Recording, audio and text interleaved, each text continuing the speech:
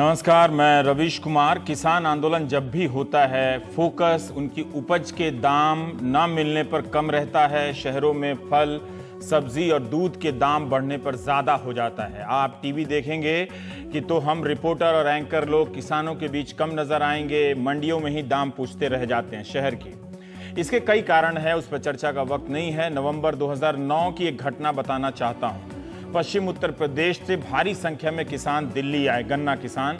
अगले दिन दिल्ली के अखबारों में जो हेडलाइन छपी वो कमाल की थी। हिंदी के एक अखबार ने हेडलाइन लगाई कि किसानों ने झुका दी सरकार, लेकिन अंग्रेजी के एक अखबार ने हेडलाइन लगाई कि bitter harvest, they protested, drank, vandalized and peed. मतलब खराब फसल, विरोध भी किया, शराब पी, तोड़फोड़ की और पेशाब कर दिया। यह हेडलाइन थी अंग्रेजी अखबार की। तब से लेकर अब तक मीडिया के बड़े हिस्से में किसानों के प्रति नजरिया बहुत खास नहीं बदला है। मध्य प्रदेश में प्रदर्शन कर रहे 6 किसानों की हत्या हो गई है। यह इसी देश में हो सकता है कि राज्य का गृह मंत्री कह दे कि वहां मौजूद पुलिस और सीआरपीएफ में से किसी ने गोली नहीं चलाई, मगर किसान मरे गोली से ही। 24 घंटे के बाद आईजी पुलिस बयान देते हैं कि गोली पुलिस ने चलाई, मगर ये नहीं कहते कि जो 6 किसान मरे हैं वो पुलिस की गोली से मरे। सुनिए। जो प्रथम दृष्टिया जो चीजें मालूम पड़ी उसमें पुलिस फायरिंग हुई है और उसमें किसने कितने राउंड किन परिस्थितियों में चलाए हैं वो अभी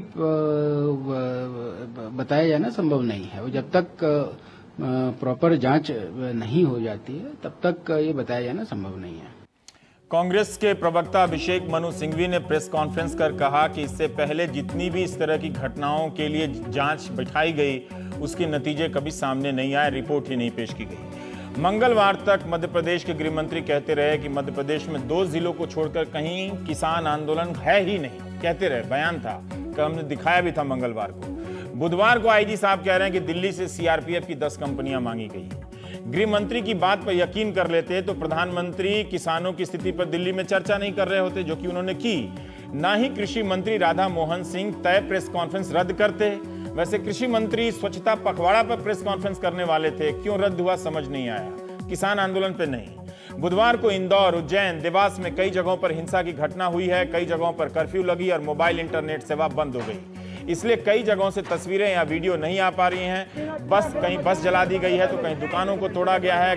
किसान नेता का कहना है कि पुलिस ने भी तोड़फोड़ की है और आगजनी की है। मंदसौर में 6 किसानों की मौत के बाद किसानों ने जिलाधिकारी के साथ धक्का मुक्की की, उन पर हमला जैसा किया। रतलाम नीमच लाइन पर पटरियों को नुकसान पहुंचा। रतलाम नीमच रूट पर जो ट्रेन है वहीं रुक गई, जहां इसके कारण देवास में गुस्साए लोगों ने हाट पिपलिया थाने के सामने प्रदर्शन किया और थाना परिसर में रखी गाड़ियों में आग लगा दी। सोनकच्छ में प्रदर्शनकारियों ने एक चार्टर्ड बस में अपना गुस्सा उतार दिया, उस पर पत्थरबाजी की और इस दौरान कई यात्री अपनी जान बचाने के लिए भागे और कुछ बस में ही फंसे रह गए। बाद में बस को खाली कराकर प्रदर्शनकारियों ने उसमें आग लगा दी। प्रदर्शन चल रहे हैं मगर इंटरनेट बंद हो गए हैं वहां पर। किसान आंदोलन को इस बात का ध्यान रखना चाहिए कि हिंसक प्रदर्शन ना हो, इससे मुद्दों से ध्यान बढ़ जाता है। सारा जोर इस बात पर होता है कि शांति बहाल की जाए और इसका लाभ उठाकर उनके ही नेता मुख्यमंत्री के साथ फोटो खिंचवाकर गायब हो जाते हैं और आंदोलन समाप्त हो जाता है। फिर अगले चुनाव में वो उन्हीं नेताओं के लिए वोट मांग रहे होते हैं। राज्य में कई जगहों पर इंटरनेट बंद है, फिर भी मुख्यमंत्री ट्वीट करके सबको संदेश दे रहे हैं। उन्होंने कहा कि वे खुद एक किसान हैं और उनकी परेशानी समझते हैं और कहा है कि आपकी सारी बातों पर सरकार अमल करेगी। वैसे मध्य प्रदेश कैबिनेट ने कुछ फैसले किए हैं कि फसलों की बिक्री और दर तय करने के लिए अब एक आयोग बनेगा। 5,050 रुपए क्विंटल तुअर दाल का खरीद मूल्य दिया जाएगा। 5,025 रुपए क्विंटल मूंग दाल का खरीद मूल्य दिया जाएगा। ये सेंटर का तय किया हुआ है पहले से। 20 जून से उड़द की खरीद किसानों को फौरन भुगतान के साथ की जाएगी। नकदी के लिए बैंक और वित्त मंत्रालय से बात की जाएगी। बैंक जितना संभव हो नगद देंगे और बाकी राशि आरटीजीएस से उनके खाते में दे दी जाएगी। नकदी रही तो नगद भुगतान भी किया जाएगा। आपने देखा होगा कि इस पूरे फैसले में नकदी का जिक्र कितनी बार आया। क्या नोटबंदी के कारण किसानों के पास नकदी कम होने के कारण भी यह स्थिति पैदा हुई है? क्या यह महज संयोग रहा होगा कि बुधवार की सुबह दिल्ली के अखबारों के पहले पन्ने पर 6 किसानों की मौत की खबर थी। इन्हीं अखबारों के भीतर कृषि और किसान कल्याण मंत्रालय के 2-2 पन्ने फुल पेज के विज्ञापन छपे मिले जस्ट आस्किंग। इस विज्ञापन को पढ़कर लगा, जो आप स्क्रीन पर देख रहे हैं, कि खेती के क्षेत्र में सरकार की इतनी उपलब्धियां हैं कि 2 पन्ने से कम में उनकी गिनती नहीं हो सकती थी। काश इस विज्ञापन को देश के सारे किसान पढ़ लेते तो वे प्रदर्शन छोड़कर आज जश्न मना रहे होते। मैंने दोनों पन्ने का विज्ञापन अंडरलाइन करके पढ़ा है। 2022 तक किसानों की आमदनी दुगनी करने का संकल्प मिला है। कृषि शिक्षा का बजट 47% से ज्यादा कर दिया गया है। वैसे मध्य प्रदेश कैबिनेट के फैसले के संदर्भ में इस विज्ञापन को देखना दिलचस्प रहा।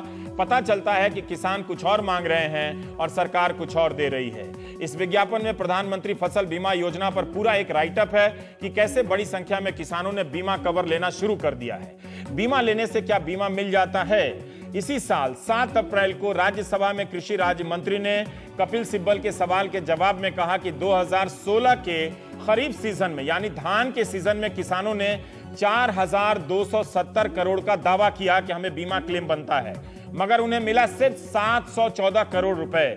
यह 7 अप्रैल 2017 तक का डेटा है। आप समझ सकते हैं कि बीमा कवर खरीदना आसान है, बीमा लेना आसान नहीं है। यही कारण है कि विज्ञापन में कुछ और है, सड़कों पर कुछ और। आप ये जवाब राज्यसभा की वेबसाइट पर जाकर चेक कर सकते हैं। 2014 में बीजेपी ने वादा किया था कि सत्ता में आने पर लागत में 50% मुनाफा जोड़कर मूल्य देंगे। सरकार ने सुप्रीम कोर्ट में कहा कि नहीं दे सकते। 28 मई को बीजेपी अध्यक्ष अमित शाह इस संदर्भ में 2 बातें कहते हैं। पहला कि लागत में जमीन की लागत जोड़कर कोई भी सरकार स्वामीनाथन फॉर्मूले को लागू नहीं कर सकती है। फिर वे अपना हिसाब लगाते हैं अमित शाह, और तमाम अखबारों में छपा है वेबसाइट पर कि लागत मूल्य में जमीन की लागत अगर घटा दें तो इस हिसाब से सरकार ने लागत से 43% ज्यादा न्यूनतम समर्थन मूल्य दिया है किसानों को। ये सभी फसलों के बारे में कह रहे हैं या किसी एक फसल के बारे में, साफ नहीं, मगर 43% ज्यादा दाम की बात को मीडिया ने हेडलाइन के तौर पर छापा भी। लगता है किसान नहीं पढ़ पाए। मंगलवार को प्राइम टाइम में ही देवेंद्र शर्मा ने कहा कि अगर ऐसा हुआ होता तो सरकार हर विज्ञापन और प्रेस कॉन्फ्रेंस में यह दावा कर रही होती। हमने इसी संदर्भ में 2 पन्ने के विज्ञापन में बहुत खोजा जिसका दावा अमित शाह ने 28 मई को किया था। आप यकीन नहीं करेंगे, 2 पन्ने के विज्ञापन में न्यूनतम समर्थन मूल्य के बारे में ऐसा कोई जिक्र नहीं मिला। तो क्या जो बात अमित शाह को पता है कृषि और किसान कल्याण मंत्रालय को पता नहीं है? वैसे 2006 में एमएस स्वामीनाथन ने राष्ट्रीय किसान आयोग के प्रमुख के तौर पर यह सुझाव दिया था। 6 से 17 आ गया।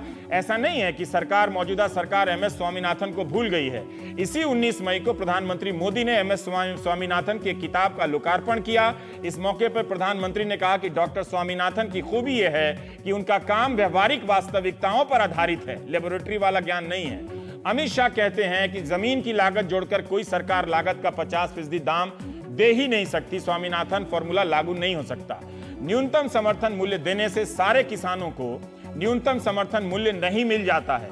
इसी महीने दिल्ली में कृषि वैज्ञानिकों के बीच भारत के मुख्य आर्थिक सलाहकार अरविंद सुब्रमण्यन ने कहा कि सरकार ने न्यूनतम समर्थन मूल्य पर दलहन खरीदने की पूरी कोशिश लगा दी। इसके बाद भी 60% किसानों को न्यूनतम समर्थन मूल्य से कम पर अपनी दालें बेचनी पड़ी। 60% किसानों को, यानी पूरी कोशिश करने के बाद भी सरकार 40% किसानों को न्यूनतम समर्थन मूल्य दे सकी।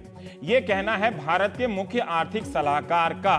1600 रुपया महीने की कमाई है भारत के किसानों की। मंगलवार और बुधवार को महाराष्ट्र में 4 किसानों ने खुदकुशी की है। 6 मध्य प्रदेश में गोली से मार दिए गए हैं। प्राइम टाइम में हम इसी की बात करेंगे। जवानों की तो खूब जय जय हो रही है, होनी भी चाहिए। अब किसानों की जय जय की बारी है, वो कब होगी? तो सिराज हुसैन साहब हैं, सीनियर फेलो हैं, हमारे साथ मंगलवार को भी थे। Indian Council for Research on International Economic Relations, ICRIER. भयंकर नाम है, भारत के किसान यहां पर आकर अध्ययन करना चाहिए उनको। देवेंद्र शर्मा हैं, कृषि विशेषज्ञ हैं। देवेंद्र जी, आपसे ही पहला सवाल करते हैं, क्योंकि एक तो ये न्यूनतम समर्थन मूल्य के बारे में आपकी टिप्पणी चाहता हूं कि जो दलहन की न्यूनतम समर्थन मूल्य तय की गई और अब मध्य प्रदेश की सरकार कह रही है कि हम खरीदेंगे इतने ही दाम पे। अरविंद सुब्रमण्यम कह रहे हैं कि 60% लोग इससे बाहर हैं, और अमित शाह का जो बयान है 43% वाला कि उससे ज़्यादा दिया है। हम इस संदर्भ में आपकी, और कल भी हम मंगलवार को भी बात की थी, लेकिन हम और टिप्पणी चाहते हैं कि किसान मांग रहे हैं, तो क्या ये कोई ऐसा सिस्टम बन सकता है जो मध्य प्रदेश की सरकार ने कहा है कि हम एक आयोग बनाएंगे जो बिक्री और दरों को तय करेगा? तो क्या शिवराज सिंह चौहान इस प्रकार के किसी समाधान की तरफ बढ़ते हुए दिख रहे हैं आपको?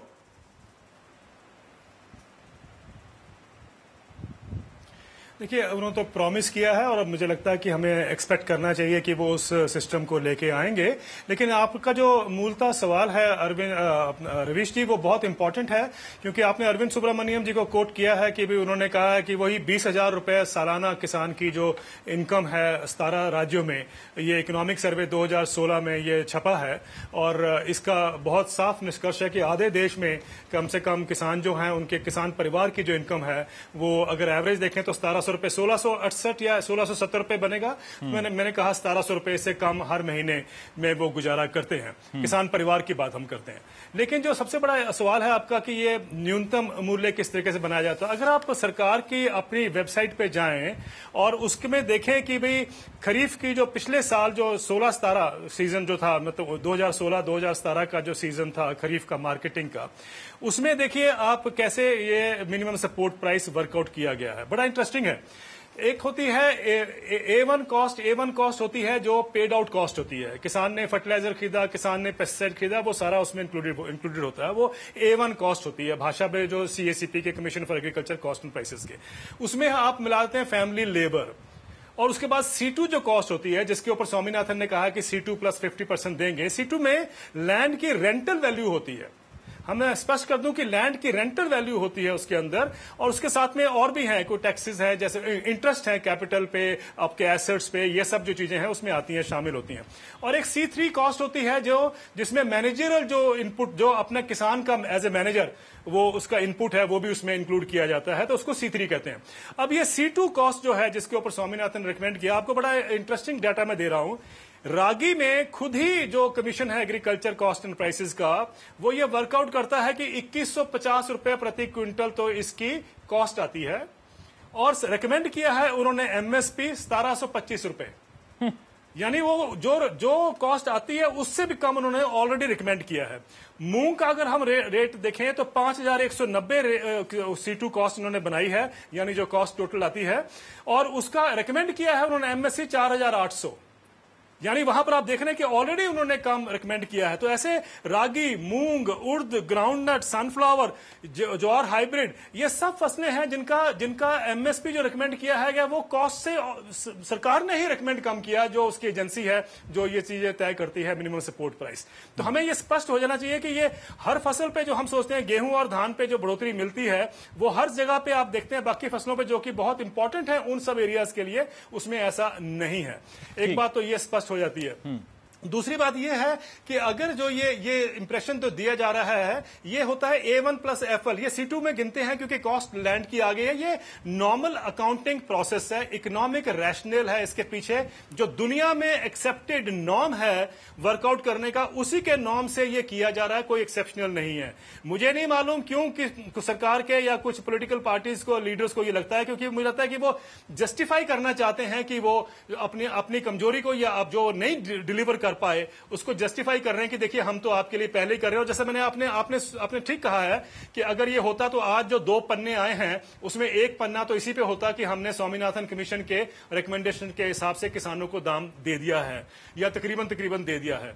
तो क्राइसिस तो जहां पर है वो हम समझना नहीं चाहते, लेकिन सारी बात जो आपने कही है वो ये है कि हमने एक्चुअली पिछले 25-30 सालों से हमने किसानों को डेलिबरेटली इम्पावरिश रखा हुआ है, क्योंकि हम उनकी जो मार्जिन ऑफ प्रॉफिट है वो तो हमने कभी दिया ही नहीं जो उनको मिलना चाहिए था, लेकिन हमने उसको जो उनको कॉस्ट बनती है वो भी नहीं दी है। ठीक है। और ये अगर आप देखें एवरेज निकालते हैं, क्योंकि CACP तो एवरेज निकालता है देश का, पंजाब में कॉस्ट बहुत होती है क्योंकि यहाँ पर फर्टिलाइजर, पेस्टिसाइड सबसे ज्यादा यूज होता है। इसको उड़ीसा के साथ आप कंपेयर नहीं कर सकते हैं जो वहां पर कॉस्ट आती है, लेकिन पंजाब के किसान हर साल जो है वो नुकसान भुगतते हैं, और वो हरियाणा के किसान भी हों, उत्तर प्रदेश के हों, तो ये जो सिस्टम है। समझ गया मैं। सिराज साहब, जो अभी इन्होंने MSP पे कहा है, क्या ये बात सही है कि जो कमोडिटी प्राइस कमीशन जो है वो रागी पर 2150 रुपए तय करती है, लागत निकालती है, और MSP उसका दिया जाता है 1725, मतलब खुद आप मान रहे हैं कि लागत है तो लागत से कम आप दे रहे हैं।